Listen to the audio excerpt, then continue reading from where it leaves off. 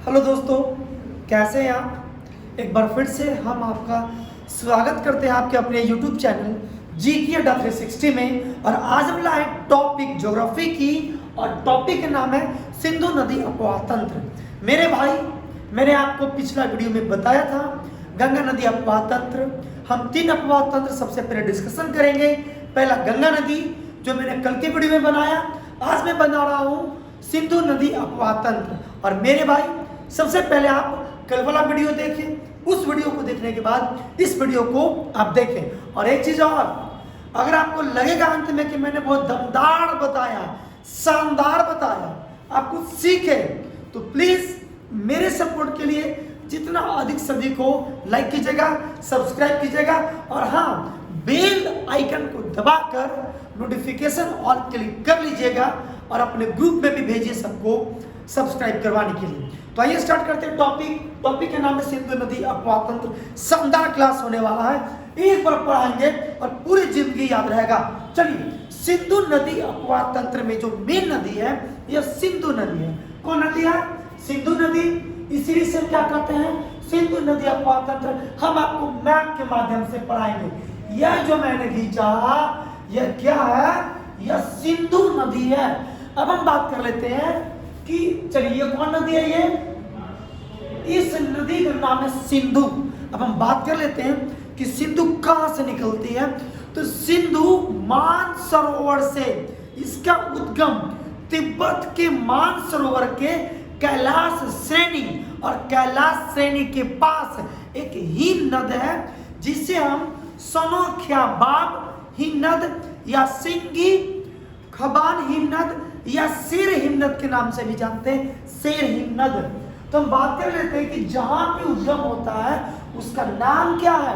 तो आप डिटेल से जानिए। या कहां पे? मानसरोवर। हिंदू धर्म में मानसरोवर यात्रा होता है और यह किस श्रेणी में आता है? तो जिस श्रेणी में आता है उसका नाम है कैलाश श्रेणी। क्या नाम है? कैलाश श्रेणी। और हम बात कर लेते हैं उस हिमनद का, जिस हिमनद के पिघलने से यह नदी निकलती है। तो उस हिमनद का नाम है, उसका नाम है सनो। लिख देते हैं ब्रैकेट में, सनोख्याबाब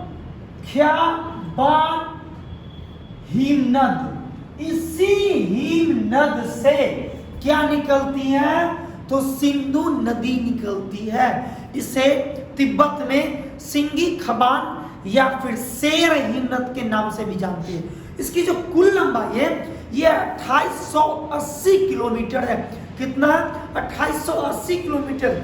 लेकिन यह नदी क्या होता है कि भारत में मात्र 1114 किलोमीटर ही बहती है और यह भारत के केवल लद्दाख संघ में प्रवाहित होती है। अब आपके दिमाग में आता होगा कि लद्दाख में कैसे प्रवाहित होती है यह। तो यह लद्दाख और जास्कर श्रेणी के ठीक बीच उत्तर पश्चिम में प्रवाहित होते हुए यह भारत के दमचोक, एक जगह का नाम है दमचोक, इसी दमचोक के पास यह भारत में प्रवेश करती है। और भारत में कितना? 1114 किलोमीटर फ्लो होती है, बहती है और इसके बाद यह फिर पाकिस्तान में चली जाती है। इसकी कुछ सहायक नदियां हैं जैसे श्योक नदी, श्योक, गिलगित, सिगार, काबुल, जास्कर, और एक है पंचनद। पंचनद में कौन?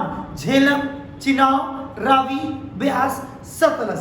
तो देखिए, आप नोट कर लीजिए, मैं कुछ सहायक नदियों का नाम बोल रहा हूं, जैसे श्योक, सयोक, जैसे गिलगित, जैसे सिगार, जैसे काबुल का नाम जानते हैं आप, अफगानिस्तान की राजधानी काबुल, जैसे जास्कर नदी, और सभी पंच नदियां इसकी सहायक नदी है। एग्जाम के व्यू से क्या इंपॉर्टेंट है वह समझिए। इस इंपॉर्टेंट यह है कि कहां से निकलती है। तो यह मानसरोवर के पास कैलाश श्रेणी से सनोख्याबाब हिमनद से निकलती है। भारत में कहां प्रवेश करती है? तो दमचोक जगह का नाम है, इसी दमचोक के पास भारत में प्रवेश करती है। कहां फ्लो करती है? तो मात्र एक, भारत के मात्र एक क्षेत्र में फ्लो करती है, बहती है। और जिस क्षेत्र में बहती है उसका क्या नाम है? लद्दाख। क्या नाम है, लद्दाख। और इसके बाद यह पाकिस्तान में यह नदी चली जाती है और बाद में यह अरब सागर में मिल जाती है। कहाँ मिल जाती है, अरब सागर में।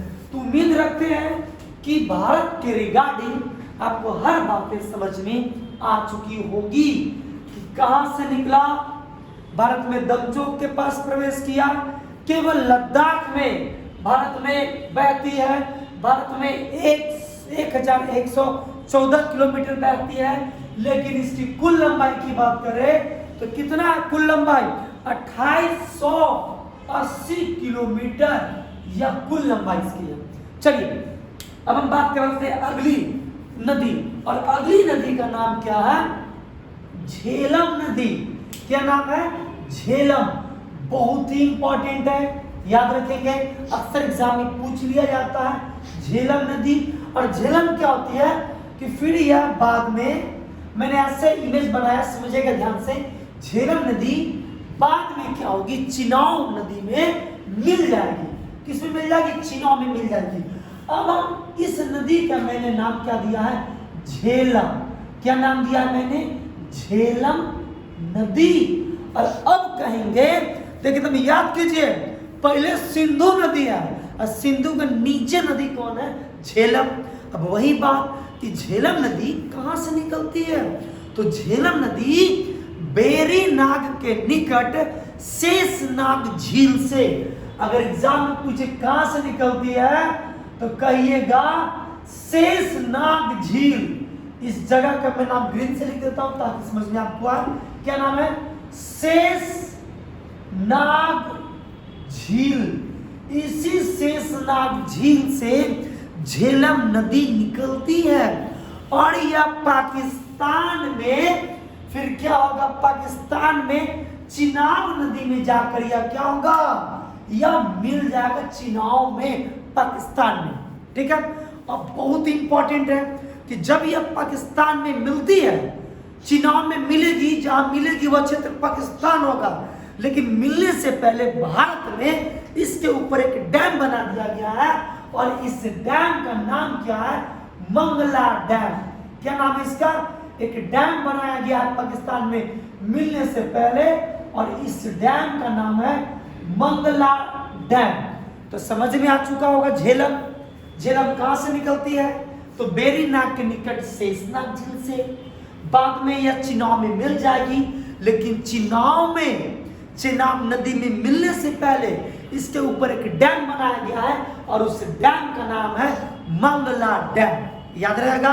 चलिए अब बहुत इंपॉर्टेंट यह है कि इसके ऊपर दो कुछ परियोजनाएं बनाई गई हैं और दो परियोजना आपके लिए बहुत इंपॉर्टेंट है। तो झेलम नदी का उद्गम कहां पे है, तो आप कहेंगे शेषनाग झील, मैंने लिख दिया। अब कौन परियोजना है, तो दो परियोजना का नाम हमेशा याद रखिए, एक है तुलबुल परियोजना और एक का क्या नाम है, उरी परियोजना।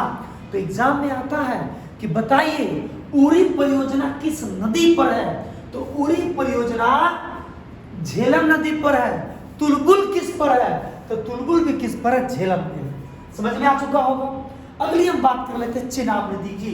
किस नदी की हम बात करते हैं, चिनाब नदी। चलिए चिनाब की हम बात कर लेते हैं। अगली जो मैं नदी में खींच रहा हूं, यह नदी है चिनाब नदी। ठीक है, इस नदी का क्या नाम रखा मैंने, दिख रहा है ना सर यहाँ पे। चलिए तो इस नदी का क्या नाम है, चिनाब नदी। चलिए मैंने लिख दिया, यह नदी का नाम है क्या, चिनाब नदी, सॉरी रावी नदी, सॉरी चिनाब नदी है, रावी इसके बाद होगा। हाँ चिनाब या चिनाब नदी भी लिखते हैं इसको, चिनाब नदी। अब समझते हैं इसके बारे में, चिनाब नदी याद रखिएगा। पहले सिंधु, सिंधु के नीचे झेलम और झेलम के नीचे क्या है, चिनाब नदी। भी आइए समझिएगा, बहुत इंपॉर्टेंट है। देखिए चिनाब नदी का उद्गम कहां से है, तो चिनाब नदी के बारे में एक बात याद रखिए कि सिंधु की, इस सिंधु नदी की सबसे बड़ी सहायक नदी है। आपसे एग्जाम में पूछ लेगा कि बताइए सिंधु नदी का सबसे बड़ा सहायक नदी कौन है, तो वो कौन है, चिनाब। अब हम बात कर लेते हैं इसकी उद्गम का। तो यह निकलता है बारालाचा दर्रा के पास से। कहां से निकलता है, बारालाचा दर्रा। लेकिन याद रखिएगा, इंपॉर्टेंट, पहले हम दर्रा का नाम लिख देते हैं। क्या नाम है? बारालाचा दर्रा। इसी दर्रा के पास से कौन निकलता है? चिनाब।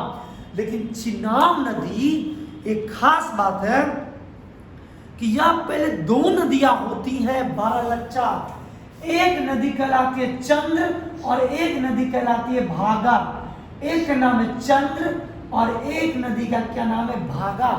यही जब चंद्र नदी और भागा नदी जब दोनों मिल जाती हैं तो इसी नदी को हम लोग चेनाब या चिनाब नदी के नाम से जानते हैं। और ये सिंधु की सबसे बड़ी सहायक नदी है। और यह क्या होगा कि चिनाब नदी आगे बहेगी तो इसमें झेलम नदी का पानी क्या होगा? इसमें आकर पाकिस्तान में मिलेगा और फिर यह बाद में क्या होती है? सिंधु नदी में मिल जाती है। तो उम्मीद करते हैं चिनाब समझ में आ चुका होगा। लेकिन चिनाब नदी पर तीन बहुत ही महत्वपूर्ण परियोजनाएं हैं। तीनों का नाम क्या है? तो बगलिहार परियोजना, सलाल परियोजना और दुलहस्ती। मैंने यहाँ पे लिख दिया है। अच्छा, मैंने गलती यहाँ पे लिख दिया, इसे मुझे मिटाना पड़ेगा। देखिए चिनाब पर कौन कौन बना हुआ है? चलिए यहाँ से गलती लिखा गया है। चलिए हाँ, मैं फिर से लिख देता हूँ कि चिनाब नदी पर कौन कौन परियोजना है। तो चिनाब नदी पर है बगलिहार। क्या नाम है? बगलिहार। दूसरा सलाल, सलाल। और तीसरा कौन है? दुलहस्ती। कौन है? दुलहस्ती। तो याद रखिएगा कि चिनाब नदी पे तीन परियोजनाएं हैं। कौन कौन है? यह भारत सरकार की परियोजना है। नाम क्या है? बगलिहार, सलाल, दुलहस्ती। समझ में आ चुका? मैंने जानबूझ से बीच में रेड पेन से लिखा ताकि आपको ऊपर और आपको नीचे में समझ में आए। चिनाब के ठीक नीचे जो नदी है उस नदी का नाम क्या है? तो उस नदी का नाम है रावी नदी। क्या नाम है? जो बाद में वो मिल जाती है किसमें? या बाद में मिल जाती है चिनाब नदी में। बात कर लेते हैं रावी नदी। अब रावी नदी का उद्गम कहाँ है? तो इसका उद्गम हिमाचल प्रदेश के रोहतांग दर्रा के पास है। कहां से निकलती है ये? तो यह निकलती है रोहतांग दर्रा। रोहतांग दर्रा। अब इस नदी का नाम क्या है? तो मैंने इस नदी का नाम क्या बताया? रावी नदी। मैं लिख देता हूं, इसका नाम क्या है? रावी नदी। बहुत इंपॉर्टेंट। रावी नदी का उद्गम रोहतांग दर्रा के पास से होता है और यह बहते बहते चिनाब नदी में क्या होती है? मिल जाती है। और फिर यह क्या होता है? यह सिंधु में मिलकर अरब सागर में चली जाती है। अब रावी नदी पर कौन कौन परियोजना है? बहुत इंपॉर्टेंट दो परियोजना है। एक का नाम है चमेरा और एक का नाम है थीम। मैं लिख देता हूं कौन कौन। एक का नाम है चमेरा परियोजना और एक का नाम है थीम। और याद रखिएगा इसी थीम परियोजना को हम लोग रंजीत सागर भी कहते हैं। क्या कहते हैं? रंजीत सागर। तो याद रहेगा रावी नदी पर कौन कौन है? चमेरा और थीम। अब हम अगली बात करते हैं ब्यास दर्रा के बाद। सॉरी, ब्यास। इसके रावी के ठीक नीचे कौन नदी है? उसका नाम है ब्यास। और ब्यास के बारे में खास बात जानिए। पहले हम लिख देते हैं इस नदी का क्या नाम है? ब्यास नदी। आप जो सिंधु की 5 सहायक नदियां पढ़िएगा, इस पांचों सहायक नदियां में एकमात्र ब्यास ऐसी नदी है जो केवल और केवल भारत में ही बहती है। और ब्यास नदी का उद्गम कहां से है? तो इसी रोहतांग दर्रा के पास। और इस रोहतांग दर्रे के पास एक कुंड है, उस कुंड का नाम है ब्यास कुंड। क्या नाम है? इसी दर्रे के पास से निकलती है, इसी दर्रे के पास से, रोहतांग दर्रे के पास से। लेकिन इस कुंड का नाम दिया गया है क्या? ब्यास कुंड। इसीलिए इस नदी का नाम क्या पड़ा? ब्यास नदी। तो याद रखिएगा ब्यास नदी कहां से निकलती है? तो रोहतांग दर्रा के पास ब्यास कुंड से। ब्यास नदी की क्या खास बात है? कि यह नदी केवल और केवल 500 नदियों में केवल और केवल भारत में ही बहती है। और यह क्या होगा बाद में कि यह नदी सतलज में जाकर मिल जाती है। किसमें मिल जाती है? यह नदी बाद में कहाँ मिल जाएगी? सतलज में। लेकिन चलिए मैं इस नदी का मैं नाम किस देता हूं। इस नदी का नाम, क्योंकि मेरे पास जगह है नहीं है इसलिए आपको ऐसे दिख रहा हूं। हकीकत में जो इसकी मैप बनेगी वो पानी का जो सोर्सेज है वो आपको नीचे की तरफ मिलाना पड़ेगा। ठीक है, तो अगली जो नदी है उसका नाम है सतलज। सतलज नदी। लेकिन अभी खत्म नहीं हुआ ब्यास नदी। ब्यास नदी बहते बहते सतलज में क्या होती है? मिल जाती है। लेकिन ब्यास के बारे में खास बात मिलेगा कि जहां पर ब्यास नदी सतलज में मिलती है, इसी पर एक बांध बनाया गया है। क्या बनाया गया? बांध। और इसी बांध को जहां पर ब्यास और सतलज मिलती है, इसी जगह पर बांध बनाया गया है। और इसी बांध का क्या नाम है? हरिके बांध। क्या नाम है? हरिके बांध। और एक चीज आप जानते हैं कि भारत की सबसे बड़ी जो नहर है उसका नाम इंदिरा गांधी नहर। और इंदिरा गांधी नहर इसी हरिके बराज से निकाली गई है। इंदिरा गांधी नहर इसी हरिके बांध से निकाली गई है। कहाँ है? तो जहां पर ब्यास और सतलज दोनों मिलती हैं वही जगह पर हरिके बांध बनाया गया है। अब हम बात कर लेते हैं सतलज नदी के बारे में। तो सतलज का उद्गम कहां पर है? तो सभी का उद्गम मानसरोवर के पास है। अब इसका सतलज का उद्गम क्या है? इसको और थोड़ा सा ऊपर चले जाइए, ये मानसरोवर के पास, और उस जगह का क्या नाम है? राकसताल झील। क्या नाम है? राकसताल झील। याद रहेगा, राकसताल झील से सतलज नदी निकलती है। निकलने के बाद भारत में बहते हुए फिर बाद में पाकिस्तान में चली जाती है और इसी चिनाब नदी के बिल्कुल मुहाने के पास यह भी नदी जाकर मिल जाती है। अब हम बात कर लेते हैं सतलज नदी, बहुत इंपॉर्टेंट है। इसकी कुल लंबाई 1450 है। इसकी कुल लंबाई कितना है? 1450 किलोमीटर। लेकिन भारत में इसकी लंबाई 1050 किलोमीटर है। इसकी कुल लंबाई कितना है? मैंने इसकी कुल लंबाई पता है 1450 किलोमीटर, जिसमें से 1050 किलोमीटर भारत में बहती है। तो मैंने सभी बातों आपको काफी अच्छे से समझा दिया है। उद्गम कहां पर है? तो मैंने यहीं पर लिख दिया है। झेलम का सबसे पहले सिंधु का उद्गम कहां है? तो सनोख्या बानहीन नद या शेरहीन नद। झेलम का उद्गम कहां है? तो शेषनाग झील से। रावी इसके ठीक नीचे चिनाब की बात कर लेते हैं तो बारालाचा दर्रा से। रावी का कहां पे है? तो रोहतांग दर्रा से। ब्यास का कहां है? तो रोहतांग दर्रा के पास ब्यास कुंड से। उसके नीचे सतलज मानसरोवर के पास राकसताल झील से। तो उम्मीद करते हैं सभी बातें आपको समझ में आ चुकी होगी। एग्जाम का ट्रेंड है कि कहां से निकलती है यह पूछा जाता है, और उससे भी ज्यादा इंपॉर्टेंट है कि कौन कौन परियोजना किस नदी पर है। अब एक चीज याद रखिएगा कि सतलज नदी पर भी एक परियोजना है, उसका क्या नाम है? भाखड़ा नांगल परियोजना। और जाते जाते एक लास्ट बात कि सिंधु नदी समझौता 1960 में हुआ। अक्सर एग्जाम में पूछा गया है कि सिंधु नदी समझौता कब हुआ, तो मैं लिख दे रहा हूं सिंधु नदी समझौता। और सिंधु नदी समझौता क्या हुआ कहता है? तो यह हुआ था 1960 में। और सिंधु नदी समझौते के अनुसार इस पूरे पानी के विसर्जन क्षमता का भारत है वो केवल 20% ही इस्तेमाल करेगा।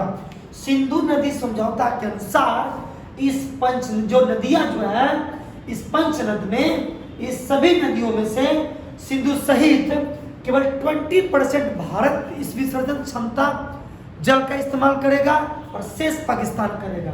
और जाते जाते एक चीज और, सिंधु को हटाइएगा तो 5 नदी, सबसे ऊपर में सिंधु, इसके बाद 5 नदी, झेलम, झेलम के नीचे मेरे साथ बोलिए झेलम। झेलम के बाद मैंने क्या बताया आपको, चेनाब, सॉरी झेलम, झेलम के बाद चेनाब, चेनाब के बाद क्या बताया, रावी, उसके नीचे ब्यास, उसके नीचे सतलज। चलिए खास बात याद रखिएगा, सिंधु नदी समझौता और क्या कहता है, सिंधु नदी समझौता कहता है कि ऊपर से जो दो बड़ी नदियां, कौन कौन, कहिएगा चेनाब और झेलम, इस दोनों का मैनेजमेंट, इस दोनों का प्रबंधन पाकिस्तान करती है, और नीचे रावी और सतलज का प्रबंध जो कौन करता है, भारत करता है। याद रखिएगा कि ऊपर से, अगर नहीं याद होता तो याद कर लीजिए, तो ऊपर से दो नदी झेलम और चिनाब, इसका प्रबंध कौन करता है, पाकिस्तान, और नीचे से रावी और सतलज, दो बड़ी नदियां, ब्यास तो सतलज में मिल जाती है, इसका प्रबंध कौन करता है, भारत करता है। तो मेरे भाई अगर आपको लगता है कि मैंने आपको अच्छे से पढ़ाया, बहुत सी बातें आपको समझ में आ चुकी है, तो मेरे इस मेहनत को देखते हुए मैं जितना अधिक से अधिक हो लाइक कीजिए, सब्सक्राइब कीजिए, और अपने दोस्तों को बोलिए शेयर करने के लिए। बीपीएससी सीजीएल 3 का एग्जामिनेशन होने वाला है, और सभी चीज एग्जाम से पहले कोशिश करेंगे कि लगभग आपका मैक्सिमम सिलेबस क्या हो जाए, कवर हो जाए। जाते जाते एक और बात मेरे साथ बोलिए, सिंधु सबसे ऊपर में, सिंधु की 5 सहायक नदियां कौन कौन, सिंधु के नीचे कौन आता है, झेलम, झेलम के बाद चिनाब, चिनाब के बाद रावी, तो ब्यास, तो सतलज, और इस सिंधु नदी समझौता 1960 में हुआ था। इसके बाद भारत कुल विसर्जन क्षमता का, जल विसर्जन क्षमता का 20% ही इस्तेमाल करेगा, और दो बड़ी नदियां झेलम चिनाब का प्रबंध पाकिस्तान करता है, जबकि रावी और सतलज नदी का प्रबंध भारत करता है। मिलते हैं इसी तरह से ऐसे ही वीडियो के साथ अगले वीडियो में।